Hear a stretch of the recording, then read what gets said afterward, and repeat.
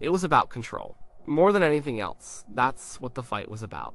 In control over his music, control over his life. After a decade of being told what to sing, how to sing it, and where to stand while he did it, he was finally making music that felt real.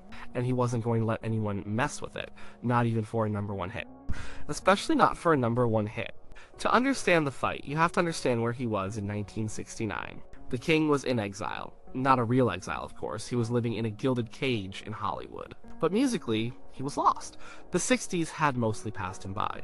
While the Beatles, the Stones, and Dylan were changing the world, he was making movies. Movies with silly plots and forgettable songs. He was singing about clam bakes and puppet shows. He was still a huge star, but he wasn't relevant. He was a memory, a joke to the cool kids. He knew it, and it was eating him alive. Then came the '68 comeback special. It was supposed to be a simple Christmas show, a nice, safe television appearance. But he had other ideas. Dressed head to toe in black leather, he looked dangerous again.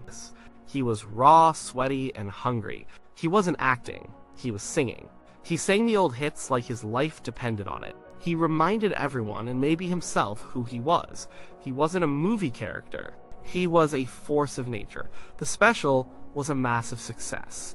It was a resurrection. And it gave him a taste of something he hadn't had in years, creative freedom. He was done with Hollywood. He was done with the lame soundtrack songs. He wanted to make real records again. He decided to go home. Not to the polished corporate studios of Nashville or New York. He went back to Memphis, the city where it all began, but he didn't go back to Sun Studio, the place where he cut his first records.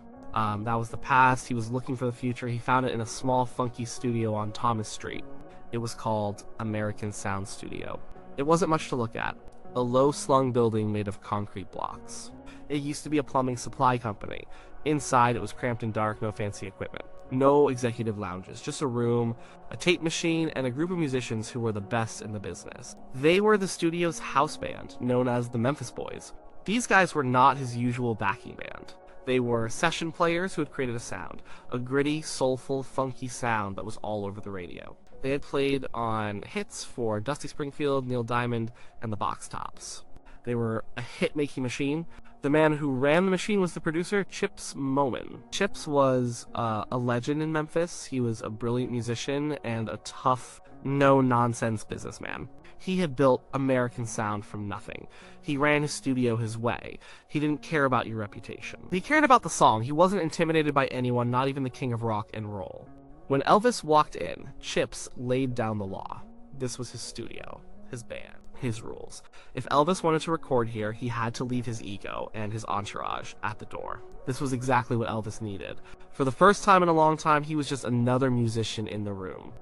He was working with a band that challenged him, a producer who pushed him. They worked late into the night, cutting track after track. The magic was back. He was singing songs about real life, pain, love, loss. His voice was deeper, richer, and full of emotion. He was pouring a decade of frustration and longing into those microphones. The sessions were legendary. They produced some of the best music of his career. Songs like In the Ghetto and Kentucky Rain.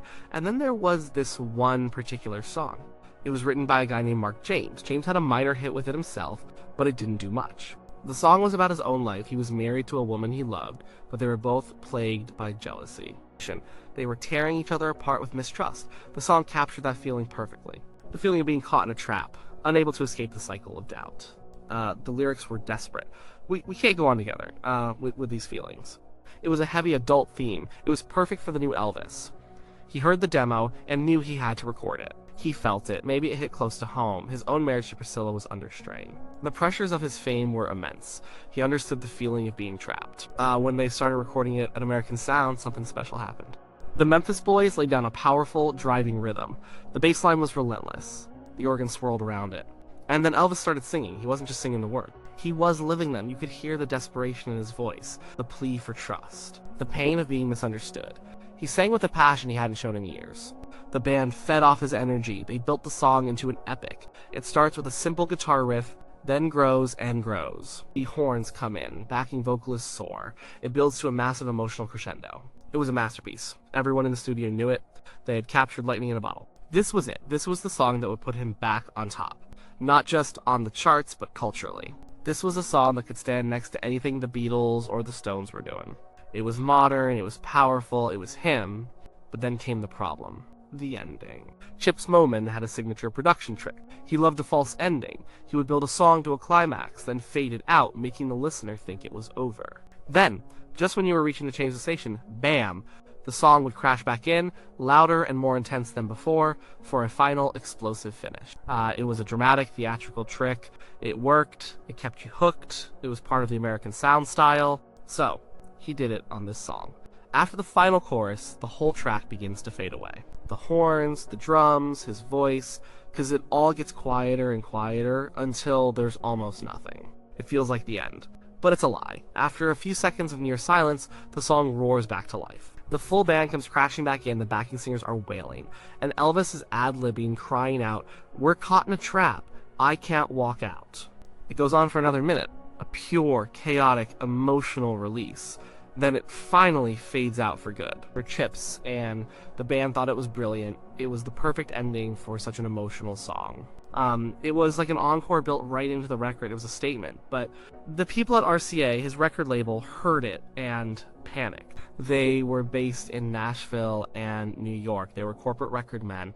They thought in terms of formulas and radio formats. To them, the fade out and fade in was not a creative choice. It was a mistake, a technical glitch. They had rules about this stuff. Radio stations in the 1960s had program directors who were notoriously picking a song with a false fade would get cut off. The DJ would assume it was over and start talking or play the next record. Their jukeboxes were automated. They would detect the silence and end the song, robbing the customer of the grand finale. RCA executives called Chips Moman in Memphis. They told him to fix it. "You have to get rid of that fade," they said. "Just edit the two parts together. Make it a normal song." Chips refused. He told them that was how the record was supposed to sound. That was the magic. It was part of the production. He had final say on the mix. The argument got heated. RCA was the label. They paid the bills, but Chips owned the studio and the master tapes. It was a standoff. Frustrated, the RCA executives went over Chips's head. They called Elvis directly. They explained the situation. They told him his producer was being difficult. They said the strange ending would kill the song's chances of being a hit. It was commercial suicide. They were going to fix it in Nashville, with or without the producer's permission. They just needed his okay. They probably thought it would be an easy conversation. After all, for 10 years, he had done whatever the record company and his manager, Colonel Tom Parker, had told him to do. He had sung the silly movie songs. He had posed for the cheesy album covers. He had been a good soldier. They assumed he would be a good soldier now. They assumed wrong. When Elvis heard that they wanted to change his record, he exploded. He was furious. It wasn't just about a fade out, it was about everything. It was about the years of being a puppet. It was about the soul-crushing movie soundtracks. It was about the comeback special and the fight to be taken seriously again. It was about those nights in that little studio in Memphis, pouring his heart out, making music that finally mattered to him.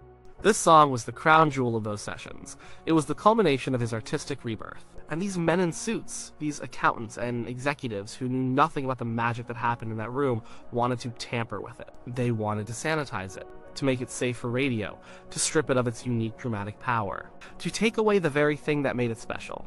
No, not this time. He got on the phone and let them have it. He told them in no uncertain terms that if they touched that record, if they changed one single note, he would not allow them to release it. At all. I'm not putting out another record I don't believe in, he reportedly said. He told them he trusted Chips Moman. He trusted the Memphis boys. He trusted his own instincts. The ending was part of the song. Take it away, and you ruined the whole thing. This was a new Elvis. This was not the compliant movie star. This was the king of rock and roll, and he was taking back his kingdom.